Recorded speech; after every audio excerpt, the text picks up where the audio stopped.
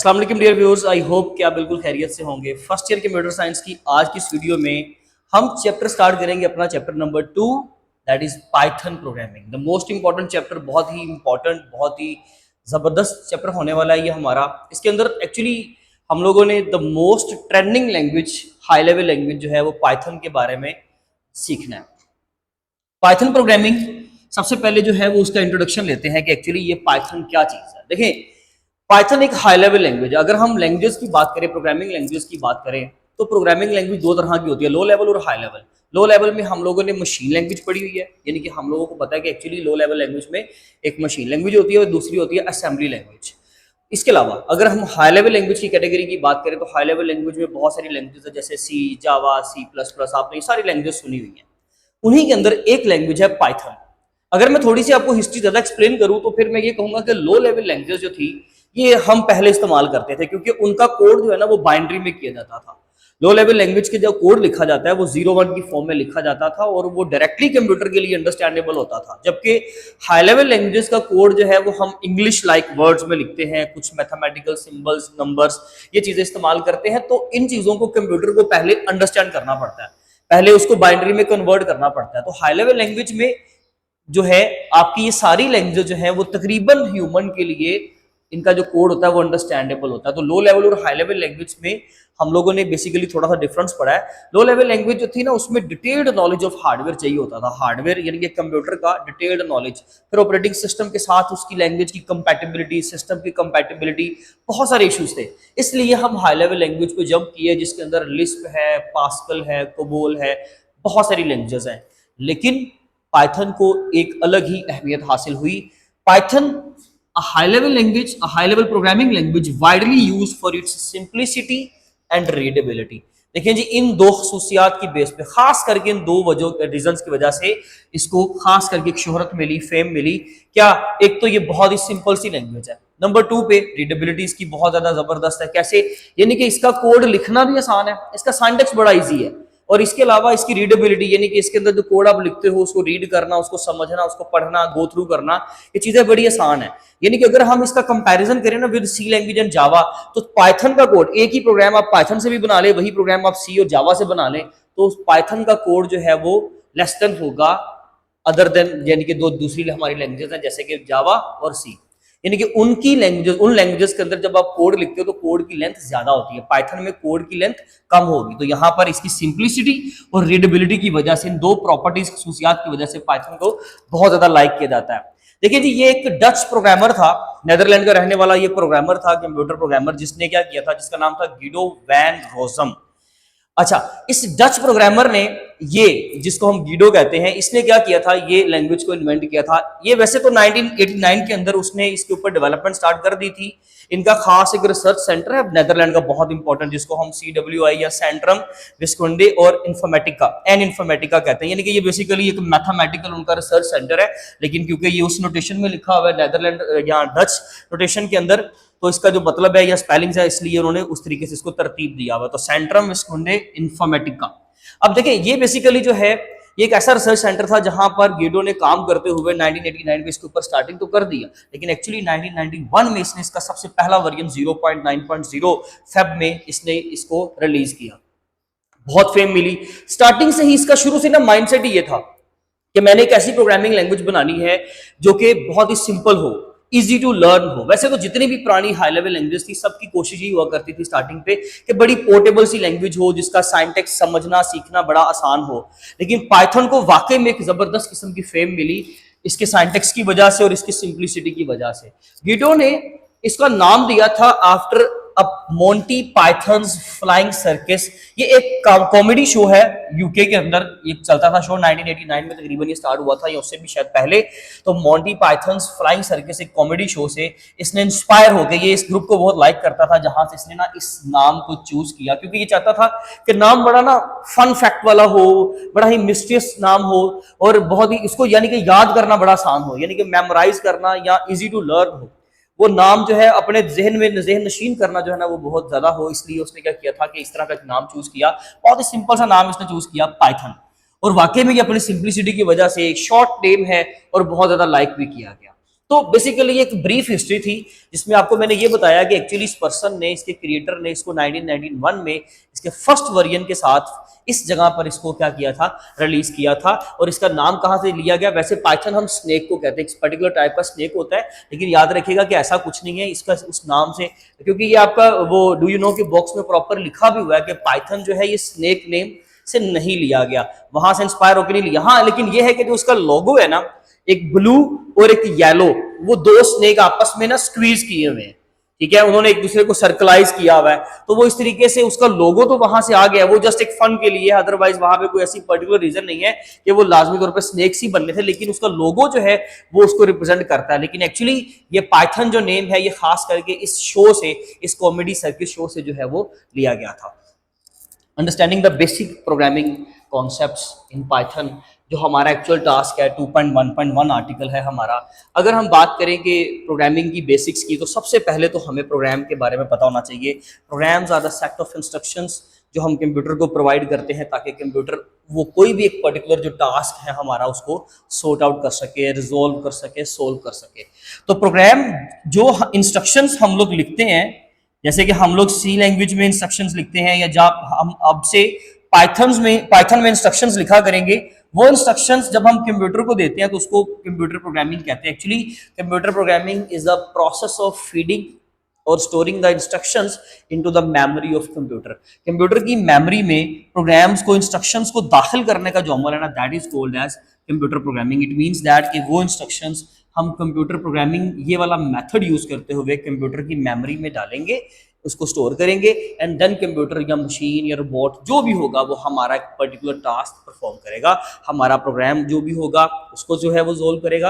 यानी कि in short आप ये कह सकते हो कि हमने जो भी काम करवाना होगा, हमने कोई मैथमेटिकल प्रॉब्लम सोल्व करवानी होगी, कोई न्यूमेरिकल सोल्व करवाना है, अगर बेसिक लेवल पे बात करें, हमने कोई प्लस माइनस का काम करवाना है, तो जो भी आप लोग टास्क परफॉर्म करवाना चाहते हो, आप लोगों ने जो भी प्रोग्रामिंग का काम करवाना है, कोई वेबसाइट बनानी है, कोई मोबाइल ऐप बनानी है, अगर बहुत ही ग्राउंड लेवल पे अगर हम बात करें तो हमने एक सिंपल सी वेबसाइट बनानी है जी, जिसके अंदर ना हम लोग एक वेब पेज बनाते हैं जिसके अंदर नंबर्स को ना कैलकुलेट किया जाता है, कैलकुलेटर बनाना है, तो वो भी आप पाइथन के जरिए से बना सकते हो। तो इसका मतलब है कि वहां पे इस प्रोग्राम का कॉन्सेप्ट चलेगा, हम पाइथन के प्रोग्राम्स लिखेंगे और कंप्यूटर प्रोग्रामिंग का मेथड यूज करते हुए उसको कंप्यूटर के ब्रेन में यानी कि सीपीयू में इंसर्ट करेंगे और सीपीयू उसके मुताबिक हमारा काम करेगा। इसके एप्लीकेशंस बाद में डिस्कस करते हैं, पहले बुक के अकॉर्डिंगली काम कर लेते हैं। बुक में नेक्स्ट आती है हेडिंग आपकी 1.2.2 आर्टिकल होगा आपका, जिसमें वो कहता है प्रोग्रामिंग बेसिक्स, सॉरी 2.1.2 होगा प्रोग्रामिंग बेसिक्स। प्रोग्रामिंग बेसिक्स में चंद एक हमारे स्टेप्स हैं प्रोग्रामिंग के, कंप्यूटर प्रोग्रामिंग के लिए चंद एक स्टेप्स हैं जी, बहुत इंपॉर्टेंट 4 स्टेप्स हैं। सबसे पहले राइट द कोड, हमने सबसे पहले ना कोड राइट किया करना है पाइथन का, जो भी आप प्रोग्रामिंग लैंग्वेज यूज कर रहे हो, लेकिन यहाँ पर क्योंकि हम पर्टिकुलरली पाइथन की बात कर रहे हैं तो हम पाइथन का कोड लिखा करेंगे। कोड लिखा, उसके बाद उस कोड को कंपाइल या इंटरप्रेट करवाया जाएगा, लेकिन पाइथन याद रखिएगा कि इंटरप्रेटेड लैंग्वेज है, इसलिए इसका कोड इंटरप्रेट होगा। अब ये हम प्रीवियसली पिछले अपने जो है वो चैप्टर में लास्ट लेक्चर के अंदर तकरीबन उसको हमने डिस्कस किया था कि कंपाइलर और इंटरप्रेटर में क्या फर्क है। तो इंटरप्रेटर बेसिकली क्या करता है, आपके कोड को ये भी कन्वर्ट करता है, लेकिन ये डायरेक्ट कन्वर्ट करता है, ये उसकी ऑब्जेक्ट फाइल क्रिएट नहीं करता और ये लाइन बाय लाइन आपके कोड को ट्रांसलेट करेगा। इट मींस दैट कि अगर हम पाइथन का कोड लिखते हैं, यहां पर एक लाइन लिखी, एक लाइन यहां लिखी, इसमें अगर एरर आ गया तो इंटरप्रेटर क्या करेगा, इसको तो एटलीस्ट रन करवा ही देगा, कंपाइलर नहीं करवाएगा। तो ये एक छोटा सा डिफरेंस मैंने आपको दोबारा से बता दिया। खैर ये कि इंटरप्रेटेड लैंग्वेज है। एंड नेक्स्ट उसके बाद क्या करेगा, जब आपका कोड बन जाएगा उसके बाद उसको एग्जीक्यूट किया जाएगा, यानी कि इंटरप्रेटर क्या करेगा, आपके कोड को जब कन्वर्ट करेगा तो देन आपका प्रोसेसर उस कोड को एग्जीक्यूट कर देगा, यानी कि वो बाइनरी लैंग्वेज में ऑलरेडी कन्वर्ट हो चुका होगा, 01 की सीरीज बन चुकी होगी, and now you are ready to go, यानी कि उस कोड को क्या किया जाएगा, एग्जीक्यूट किया जाएगा सीपीयू के ऊपर, एंड देन आपको उसकी आउटपुट जो है वो हम लोग शो करवाएंगे। एंड नेक्स्ट जो हमारे पास हेडिंग है जी बुक के अकॉर्डिंगली, वो है जी setting up the Python development environment. ये लिखा हुआ डेवलपमेंट इन्वायरमेंट। तो setting up the Python development environment के लिए हम क्या करेंगे, सबसे पहले तो हम पाइथन को इंस्टॉल करेंगे। अब पाइथन इटसेल्फ एक लैंग्वेज है, सर इसका क्या मतलब है, हमने इसको क्यों इंस्टॉल करना है। देखिए एक्चुअली पाइथन इंस्टॉल करने से मुराद ये है, इसकी लाइब्रेरीज आपने इंस्टॉल कर ली, इसका एक शॉर्ट एडिटर होता है, सिंपल सा एडिटर जिसको आइडल कहते हैं, IDLE, हमने वो इंस्टॉल कर लिया। फिर हम लोगों ने इसके लिए जितने भी फंक्शंस हम इस्तेमाल करेंगे पाइथन के, वो सारी चीजें बेसिकली पर्टिकुलरली हमने क्या की है, हमने अपने कंप्यूटर के अंदर इंस्टॉल करनी है। उस वजह से हम लोग क्या करते हैं, पाइथन का सेटअप इंस्टॉल करते हैं फ्रॉम दिस वेबसाइट। आप पर्टिकुलरली यही लिंक यूज कर सकते हैं www.python.org। ये पर्टिकुलरली पाइथन की ही वेबसाइट है जहां से आप इसको डाउनलोड कर सकते हो। ये तकरीबन 27-28 MB की एक फाइल होगी। सेटअप आप इसको इंस्टॉल करेंगे एंड देन आप उसको क्या करोगे, इंस्टॉल करने के बाद जब आप उसको इंस्टॉल कर लोगे सेटअप को, तो डेफिनेटली वो सारी चीजें आपके कंप्यूटर में शामिल हो जाएंगी, राइट। यानी कि बेसिकली समझ लीजिए कि ये वो चीज है जिसने आपके कंप्यूटर को ये अंडरस्टैंड करवाना है कि यार आपने पाए, यानी कि जो भी आपकी फाइल है, सपोज करें आप पहली ही फाइल बनाते हो hello.python, और आपको पता है कि हम प्रोग्रामिंग लैंग्वेजेस में क्या करते हैं, उस लैंग्वेज की एक्सटेंशन लिखते हैं। जिन बच्चों का बैकग्राउंड नहीं है, किसी भी प्रोग्रामिंग लैंग्वेज को नहीं पढ़ा हुआ या उन्होंने मैट्रिक में कंप्यूटर नहीं पढ़ा हुआ, तो वो सुन लें कि जब हम किसी भी प्रोग्रामिंग लैंग्वेज पे काम करते हैं ना, तो हम उस लैंग्वेज का जो कोड करना है, जो हमने लिखना है एक्चुअली, वो एक फाइल के अंदर लिखना है। वो मैं आपको इंशाल्लाह समझाऊंगा सारा नेक्स्ट लेक्चर में, लेकिन ताकि हमारी ये वीडियो बहुत ज्यादा लेंथी ना हो जाए, इसलिए बस हम इसको वाइंड अप करेंगे जल्दी से कि हम एक फाइल बनाएंगे। उस फाइल का एक नाम होता है, हेलो ABC XYZ, या जो भी आप काम कर रहे हो उसके मुताबिक एक नाम रख दिया, एंड देन उस लैंग्वेज की एक्सटेंशन लिखी जाती है। अगर सी लैंग्वेज पे काम कर रहे हो तो सी लैंग्वेज यानी कि सी, अगर C++ पे कर रहे हो तो CPP, यानी कि हर एक लैंग्वेज के मुताबिक उसकी एक्सटेंशन होती है, जो हमने फाइल के बाद डॉट के बाद लिखनी होती है। तो यहाँ पे डॉट, यानी कि जितनी भी हमारे पास पाई की फाइल्स हुआ करेंगी, जिसमें हम लोग यानी कि पाइथन की फाइल्स क्रिएट किया करेंगे, उनको अंडरस्टैंड ही तब करेगा आपका कंप्यूटर जब आप ये वाला सेटअप अपने कंप्यूटर में इंस्टॉल करोगे। नंबर 1 एक चीज हो गई। इसका मतलब ये हुआ कि हमारे पास स्टेप नंबर 1 पे हमें क्या करना है, ये एनवायरनमेंट बनाने के लिए, प्रोग्रामिंग स्टार्ट करने के लिए, पाइथन का काम शुरू करने के लिए सबसे पहले पाइथन इटसेल्फ, उसका जो सेटअप है वो हम लोगों को अपने कंप्यूटर में इंस्टॉल करना है। एंड नंबर 2 पे हम उसकी IDE, integrated development environment, chapter number 1 के अंदर ये चीजें डिटेल से पढ़ी थी, हम एक IDE इंस्टॉल करेंगे। बहुत सारे IDEs हैं, हम सपोज करें VS कोड है, लेट्स सपोज, या पाइचार्म है, हम पाइचार्म लिख लेते हैं। मैंने पाइचार्म जो है वो इंस्टॉल किया हुआ है, तो हम पाइचार्म जो है ये वाला IDE जो है वो इंस्टॉल कर लेते हैं अपने कंप्यूटर के ऊपर। और अब इसके अंदर हम लोग जो इसका IDE है, यानी कि इसका जो एडिटर है, सॉरी, इसका एडिटर यूज करेंगे, कंपाइलर यानी कि इसका इंटरप्रेटर यूज होगा, डिबगर इसके अंदर एक्टिवेट होगा, वो हमें एरर्स वगैरह निकाल कर देगा। तो ये सारी चीजें बेसिकली हमारा काम यही संभालेगा। लेकिन ये बनाना या ये सेटअप क्रिएट करना जरूरी था आपको डायरेक्टली। वैसे अगर बोलूं तो आपको ये पाइथन या इटसेल्फ इसका वो फोल्डर कोई चीज नजर नहीं आएगी। हाँ, हम उसको निकाल सकते हैं, हम उसको डेफिनेटली वहां से जो है वो क्रैक कर सकते हैं, लेकिन एक्चुअली हमारा वो काम नहीं है। हमने क्या करना है, सिर्फ अपने आईडी के ऊपर जाना है और काम करना है। वो डेफिनेटली हम उनको लिंकअप भी करवा लेंगे और हमारे प्रोग्राम्स ठीक से चलेंगे भी इंशाल्लाह। वो जब हमारा प्रोग्रामिंग फेज शुरू होगा तब हम उसके ऊपर बात करेंगे। छोटी सी बात मुझे करनी है आप लोगों से एप्लीकेशन से रिलेटेड। देखें जी, कोई पर्टिकुलरली तो इसका कोई हमारे पास आर्टिकल नहीं है, कोई कंटेंट नहीं है बुक पे, लेकिन इसकी एप्लीकेशंस बहुत ज्यादा है। देखिए, एक तो सबसे पहले तो रीजन क्या था बनाने का, सिंपलिसिटी एंड रीडेबिलिटी, लेकिन उसको बार बार बाद में क्या किया गया, फीचराइज किया गया, उसको अपडेट किया गया। ये नहीं है कि जैसे ये करंट सिचुएशन में आज आपको जैसे नजर आती है, जैसे कि अगर मैं इसके करंट वर्जन की बात करूं तो वो बहुत ज्यादा अपडेटेड होगा, तकरीबन 3.13 if I am not wrong 13.3 होगा। लेकिन ये है कि आपका जो फर्स्ट वर्जन था वो इस सूरत हाल में नहीं था। जैसे आज की सिचुएशन में आपको आज का पाइथन या उसका जो प्रोग्रामिंग एनवायरनमेंट है जैसे आज नजर आता है ना, ये वैसे नहीं थी। लेकिन इसको with the passage of time fame मिलती गई, फिर इसके अंदर बेटरमेंट आती गई और उसको बहुत ज्यादा जो है वो लोगों ने इस्तेमाल किया। खास करके इसका जो इस्तेमाल है वो आर्टिफिशियल इंटेलिजेंस के अंदर है। जैसे कि अगर हम इसके दो कंपोनेंट्स की बात करें फर्दर, जैसे हमारे पास एक मशीन लर्निंग है, एक डीप लर्निंग है। देखें, मशीन लर्निंग के अंदर हम क्या करते हैं अपने कंप्यूटर, वैसे अगर मैं इन दोनों का डिफरेंस बताऊं तो मशीन लर्निंग में हम अपने कंप्यूटर्स को ना ट्रेन करते हैं डाटा दे देकर, ताकि वो हमें एक्यूरेसी दे, हमें रिजल्ट्स दे। उसके अंदर खास करके उसकी डेवलपमेंट का काम हम पाइथन के जरिए से करते हैं। और इसके अलावा अगर हम बात करें डीप लर्निंग, तो इसके अंदर न्यूरल नेटवर्क्स बनते हैं, यानी कि जैसे हमारा ह्यूमन ब्रेन काम करता है ना, उसी तरीके से आपका कंप्यूटर को काम करवाने पे लगाया जाता है डीप लर्निंग में। उसकी डेवलपमेंट के लिए लोग क्या यूज करते हैं, पाइथन यूज करते हैं।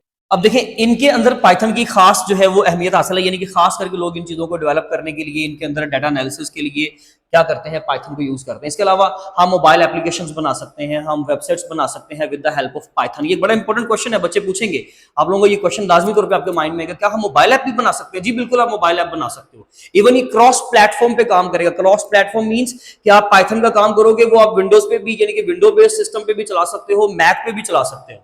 यूनिक्स पे लिनक्स पे भी काम करवा सकते हो, यानी कि लिनक्स पे भी वो काम आप चलाकर देख सकते हो। तो इसका मतलब ये हुआ कि आपकी जो ये लैंग्वेज है that is the most important language. जब ये मोबाइल एप्लीकेशंस को डेवलप करेगी या वेबसाइट्स को डेवलप करेगी तब ये साथ में कुछ फ्रेमवर्क्स यूज कर लेती है। वो फ्रेमवर्क्स के बारे में भी इंशाल्लाह हम जानेंगे। जैसे कि हम जैंगो के बारे में पढ़ा था, तो जैंगो इटसेल्फ एक ऐसा फ्रेमवर्क है जो पाइथन के जरिए से ही डेवलप किया। अगर पाइथन उसको इस्तेमाल करती है, यानी कि ये लैंग्वेज उसको इस्तेमाल करती है रियल टाइम में जब हम वेबसाइट्स को क्रिएट कर रहे होते हैं। बात समझ आ गई?